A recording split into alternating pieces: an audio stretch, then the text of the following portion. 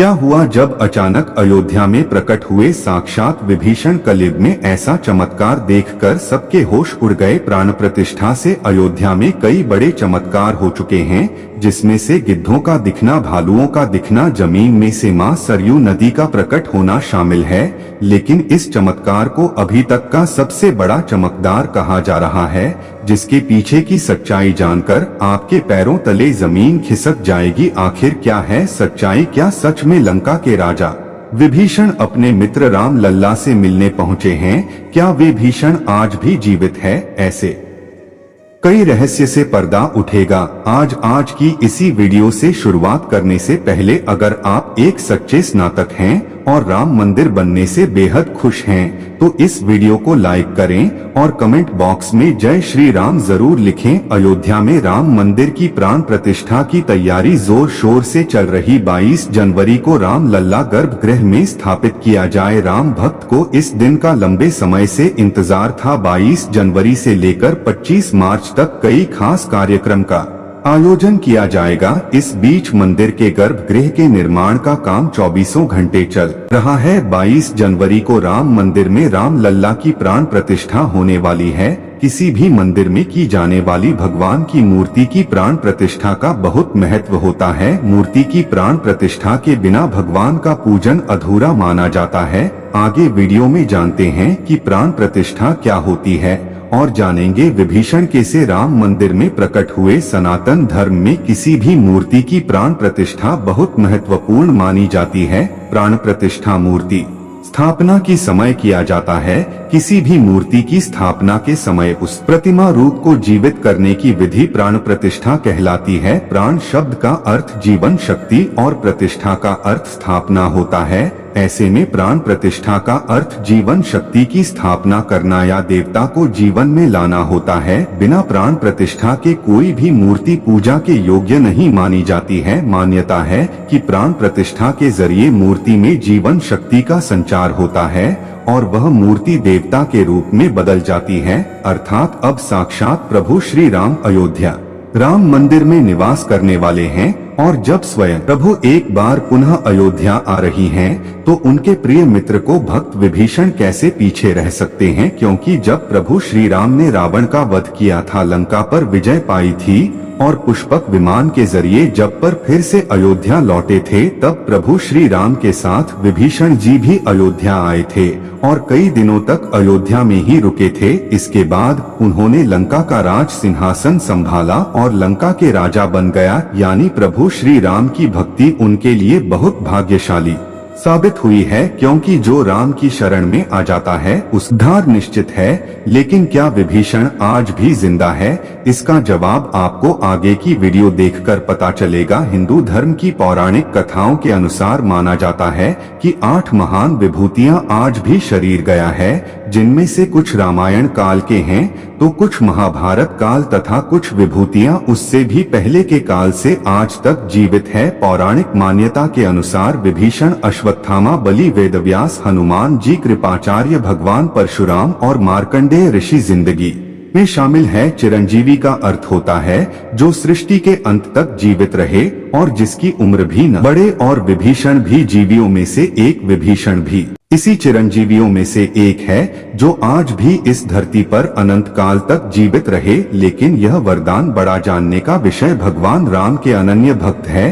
अपने बड़े भाई रावण के धर्म विरुद्ध कार्यों का विरोध भी करते थे। उन्होंने लंका युद्ध में भी धर्म का पालन करते हुए शाम का साथ दिया। इसलिए प्रभु श्री राम ने उन्हें सृष्टि के अंत तक अजर अमर रहने का वरदान दिया। जब कलयुग का अंत होगा, उस समय भगवान विष्णु चिरंजीवी एक बार फिर से अवतार लेंगे, जिसका नाम कल्कि होगा। तब यह 8 चिरंजीवी भगवान कल्कि का साथ देंगे और फिर से सतयुग की स्थापना करेंगे। इसका मतलब यही निकलता है कि विभीषण आज भी जीवित है। लेकिन आखिर प्राण प्रतिष्ठा से पहले राम मंदिर में उन्हें कब और कैसे देखा गया? आगे वीडियो में जो घटना हम आपको बताने वाले, उसे सुनकर आपके होश उड़ जाएंगे। यह घटना है 11 जनवरी रात करीब 12 बजे की। रोजाना की तरह सभी मजदूर राम मंदिर के गर्भगृह का कार्य करके अपने तंबू में विश्राम कर रहे थे। तभी मजदूरों को मंदिर के अंदर से प्रभु श्री राम के नाम जाप की ध्वनि सुनाई दी। अभी किसी भी अन्य व्यक्ति को रात्रि के समय राम मंदिर में उसने अभी अनुमति नहीं। उन्हें ऐसा लगा कि शायद किसी आसपास के मंदिर द्वारा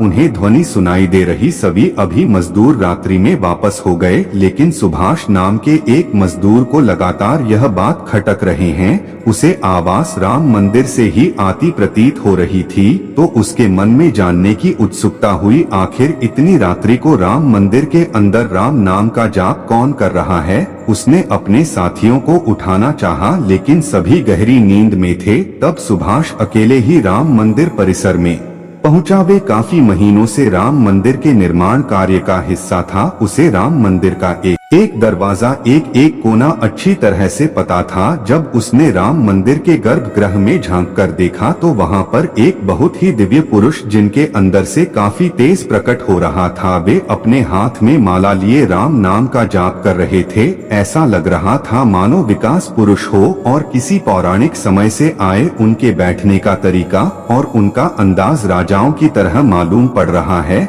सुभाष यह नजारा देखकर दंग रह गया। इसके बाद सुरेश अपने साथ ही मजदूरों के पास गया और उन्हें यह सारी सच्चाई बताई। और जब सब मिलकर राम मंदिर गर्भगृह तक पहुँचे तो सभी के होश उड़ गए, क्योंकि वह व्यक्ति वहां से गायब हो चुके थे। क्योंकि रात्रि का समय चल रहा था तो सभी लोग सुभाष की बातों को भ्रम समझ रहे थे और कोई भी उसकी बात को मानने को तैयार नहीं था। लेकिन सुभाष जानता था उसने जो देखा है बहुत बड़ा चमत्कार है। लेकिन उसके मन में एक ही सवाल था कि रात्रि 12 बजे राम मंदिर में राम नाम का जाप करते हैं वह दिव्य पुरुष आखिर थे कौन, क्योंकि आज के समय में किसी भी पुरुष के अंदर इतना तेज नहीं हो सकता। उनका संबंध पौराणिक काल से ही हो सकता है। और अगर रामायण काल की बात करें तो दो ही शख्सियत हैं जिनके होने का दावा आज भी कलयुग में कहा जाता है। पहले है हनुमान जी और दूसरे है विभीषण। तो पूरी संभावना यही है कि सुभाष ने राम मंदिर में रात्रि के समय जिस महापुरुष को देखा था वह राजा विभीषण हो सकते हैं, क्योंकि वह आज भी धरती पर जीवित है और 8 जीबी में से एक है। ऐसे दिव्य मौके पर राम मंदिर में कई चमत्कार लगातार हो रहे हैं, जहां कहीं दिव्य शक्तियां भी राम भगवान के स्वागत के लिए अयोध्या आ पहुंची है। राम मंदिर के उद्घाटन की तैयारी अंतिम चरण में है। इस बीच एक और जहां श्री राम जन्मभूमि तीर्थ क्षेत्र ट्रस्ट लगातार तैयारी की जानकारी साझा कर रहा है, वहीं राम मंदिर के इस महायज्ञ में देश का हर राम भक्त अपनी आहुति अर्पित कर रहा है। आने वाली 22 तारीख के मौके पर कई संत महात्मा और जिन भक्तों ने राम मंदिर के लिए संघर्ष किया वह सभी अयोध्या पहुंचेंगे। न केवल 22 जनवरी को बल्कि 12 जनवरी से ही मेहमानों का अयोध्या जाने का सिलसिला शुरू हो जाएगा। रामनगरी में 11,000 से ज्यादा वीआईपी मेहमानों के स्वागत की तैयारी की जा रही है। एक समय था जब यही अयोध्या में राम लला टेंट में विराजमान थे। आज पक्का घर सिर्फ राम लल्ला को ही नहीं बल्कि पक्का घर देश के 4 करोड़ गरीबों को भी मिला है। रामायण के समय में अयोध्या को स्वर्ग कहा जाता था। देवता स्वर्णिम नगरी कहते थे, क्योंकि यह नगर चारों तरफ से हर प्रकार की सुविधा से युक्त तथा। लेकिन जब मुगल आक्रांताओं ने भारत पर आक्रमण किया तो पूरे अयोध्या नगर को गुजार कर रख दिया। मंदिर के ध्वस्त होने के बाद कई सालों तक यह भूमि वीरान रही और किसी भी हिंदू सनातन को इस क्षेत्र में आने की अनुमति तक नहीं थी। लेकिन पुनः प्रभु श्री राम जी की कृपा हो या श्री राम का भव्य मंदिर बनने के बाद यहाँ आने वाले लोगों की संख्या में बहुत बड़ी वृद्धि हो, इसे ध्यान में रखते हुए सरकार ने हजारों करोड़ रुपए के विकास कार्य किया है। राम मंदिर की प्राण प्रतिष्ठा से पहले प्रधानमंत्री मोदी ने अयोध्या में अलग अलग विकास कार्यों का उद्घाटन किया और महर्षि वाल्मीकि इंटरनेशनल एयरपोर्ट अयोध्या धाम भी लोगों को तोहफे में दिया। इस एयरपोर्ट को पूरी तरह से भगवान राम से जोड़ा गया है, जिसकी दीवारों पर भी आपको श्री राम से जुड़ी सजावट को मिलेगी। इस एयरपोर्ट के अंदर घुसते ही हमेशा लगता है हम फिर से रामायण काल में आ गए। आपको बता दें कि इस एयरपोर्ट को भी 20 महीने के रिकॉर्ड समय में तैयार किया गया है। उत्तर प्रदेश सरकार की ओर से अयोध्या एयरपोर्ट के लिए 821 एकड़ भूमि मुहैया कराई गई थी। 14 साल का वनवास पूरा करके और रावण का वध करके जब भगवान श्री राम अयोध्या पहुँचे थे, अयोध्या के घर घर में दिवाली मनाई गई थी, हर घर में दीपक प्रज्वलित किए गए थे। तो जब अब पुनः प्रभु श्री राम अपने धाम को लौटने वाले हैं, हम 140 करोड़ देशवासी आखिर कैसे पीछे रह सकते हैं। अयोध्या में विवादित स्थल पर 500 साल बाद प्रभु श्री राम के मंदिर निर्माण और श्री राम लल्ला की स्थापना के जश्न में 22 जनवरी को सिर्फ देश ही नहीं बल्कि पूरी दुनिया दिवाली की रोशनी से जगमग। अयोध्या से पीएम मोदी ने देश के सभी 140 करोड़ लोगों से 22 जनवरी के दिन अपने घरों को श्री राम ज्योति नामक दीपक की रोशनी से अपने घरों को जगमग करने का आह्वान किया है। प्रधानमंत्री ने लोगों से हाथ जोड़कर प्रार्थना की है कि सभी देशवासी प्रभु श्री राम लल्ला की अयोध्या वापसी के जश्न में अपने अपने घरों को दिए से जगमग कर दें। यानी पूरे देश में इस बार 22 जनवरी को ऊर्जा, आशा, आकांक्षा और उम्मीद उनमें जोश से भरपूर एक नई दिवाली देखने को मिले। यह दिवाली सिर्फ देश ही नहीं बल्कि दुनिया के उन तमाम देशों में भी मनाई जाएगी जहां भारतीय लोग बसे। इसी बीच अब राम मंदिर प्रतिष्ठा से पहले राम लला के भक्तों के लिए एक और बड़ी खुशखबरी है। दरअसल अब राम लल्ला के गर्भगृह का मुख्य द्वार सोने से बनाया गया है, जो मंदिर के मुख्य द्वार के तौर पर स्थापित कर दिया गया है। राम मंदिर में सोने के दरवाजे की कुछ खासियत यह भी है। बता दें कि रामलला के गर्भगृह में लगाए गए सोने के दरवाजे पर खूबसूरत नक्काशी की गई है।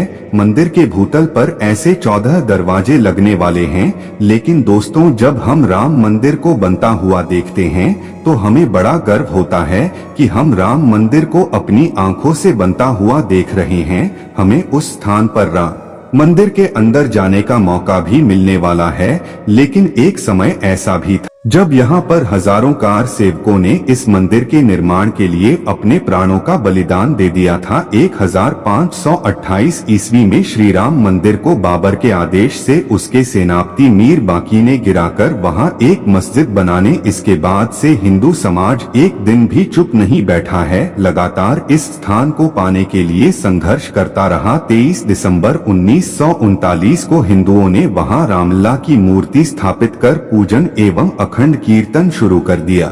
विश्व हिंदू परिषद द्वारा इस विषय को अपने हाथ में लेने से पूर्व तक 76 बार श्री राम जन्मभूमि मुक्त कराने के प्रयास किए जाएंगे, जिसमें देश के हर भाग से हजारों नर नारियों का बलिदान हुआ और पूर्ण सफलता उन्हें कभी नहीं मिल पाई। 2 नवंबर 1990 को तत्कालीन मुख्यमंत्री मुलायम सिंह यादव की सरकार में कार सेवकों पर पुलिस ने बर्बरतापूर्वक गोलियां चलाई थी, जो कि सच में एक निंदनीय घटना है। उस समय अयोध्या के वासुदेव गुप्ता, राजेंद्र भरीकार, रमेश पांडे और कोलकाता के दोनों कोठारी बंधुओं से अनेक कार सेवक इसमें शहीद हो गए। नीचे कमेंट बॉक्स में आप इन्हें श्रद्धांजलि स्वरूप है। लेकिन दोस्तों, कहते हैं जो सच होता है स्प्रिंग की तरह होता है, उसे जितना दबाया जाए उतना ही तेज गति के साथ बढ़ाना है।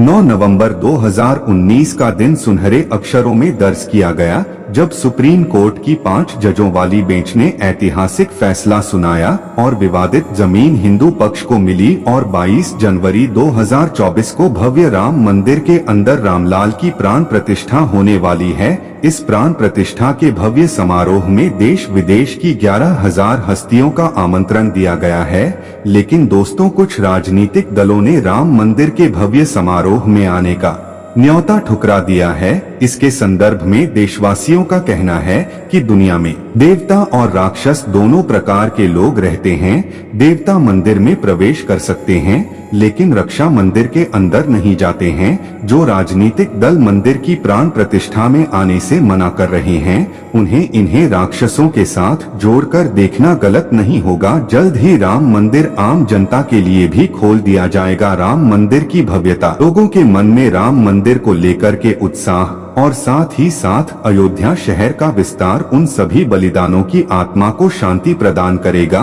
और देश की प्रगति में भी जरूर सहयोग करेगा। हम दोस्तों आशा करते हैं कि आज की वीडियो के माध्यम से आप राम मंदिर को और उसके इतिहास को करीब से जान पाए होंगे। सभी हमेशा करते हैं। आज की वीडियो आपको पसंद आई होगी, लाइक जरूर करें और कमेंट बॉक्स में सभी कार्ड सेवकों के बलिदान के प्रति आप श्रद्धांजलि जरूर दें। साथ ही साथ कमेंट बॉक्स में कुछ सेकुलर हिंदुओं के लिए अपनी राय जरूर रखें, जिन उन्हें राम मंदिर प्राण प्रतिष्ठा समारोह में आने का न्योता ठुकरा दिया है। हमारे चैनल को सब्सक्राइब जरूर करें ताकि आपको हमेशा ऐसी सत्यम चमत्कारी घटनाएं देखने को मिलती रहे। अभी के लिए आप सभी को जय श्री राम, हर हर महादेव।